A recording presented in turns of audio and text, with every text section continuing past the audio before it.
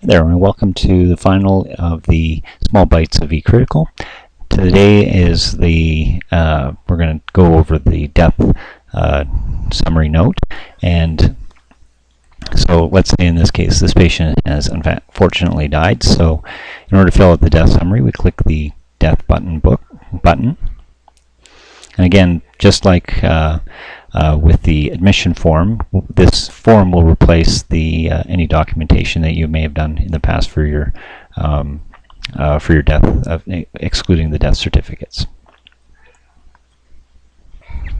Okay, so in order to enter the death form, if you're filling it in at the time of death, then you can just click the button here, and this will fill in the date and time of the death. Now, if that's not the actual time of death, you can alter it by just selecting any one of these. And you can just select up and down, change the date to whatever date and time the patient died on. You can fill in your cause of death. And you can just free text in whatever you believe the cause of death is.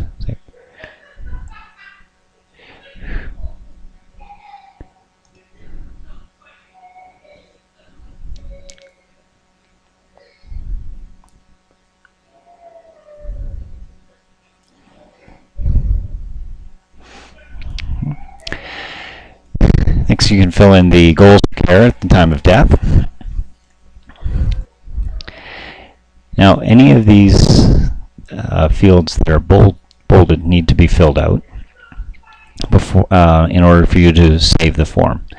So, goals of care needs to be designated before the patient at the time of the patient's death needs to be documented, and then the rest of this is fairly straightforward to fill out. So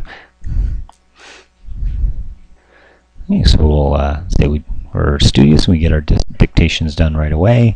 If you're inclined to write down what the dictation job number was, then you can fill that in if you like. It's not bolded, so it's not required. Did you approach the family for consent for an autopsy? In this case, we did. We got consent we requested it, we got it. Then we filled out the necessary form for pathology so that they have so they know what they need to do. In this case, let's say the medical examiner was required. They were notified. They declined the case, and the Dwayne was the ME who you discussed the case with. Okay.